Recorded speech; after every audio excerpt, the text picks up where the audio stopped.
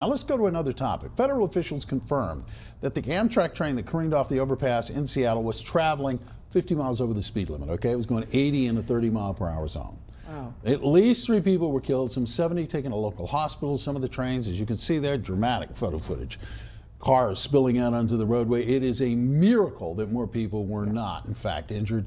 It was making its inaugural run as a new route as part of a $180 million project designed to speed up service. Now, no one knows what happened here. The National Transportation Safety Board is looking into what made it crash, but this story came out today. Reportedly, one local mayor, Don Anderson, attended a meeting in early December where he expressed serious concerns over this new train line. His quote from a KOMO news report on December 5th was, "Come back when there is that accident and try to justify not putting in those safety enhancements, or you can go back now and advocate for the money to do it because this project was never needed and it endangers our citizens."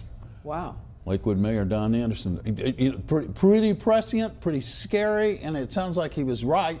But let's talk about the legal repercussions of this. We're welcoming back, of course, legendary Harvard law professor Alan Dershowitz.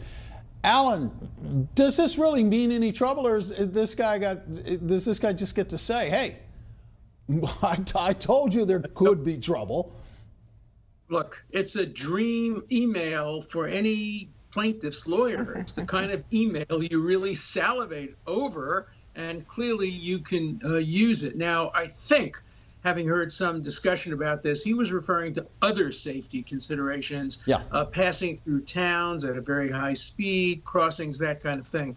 But look, I'm a big fan of trains. I take trains all the time. I love trains. I prefer trains to planes. I think trains are the future. They are the future in Europe. They're the future in Japan. We need infrastructure improvement to bring more trains and fewer planes, and they save fuel. They're very efficient. And for me, it's just a pleasure to sit on a train and read.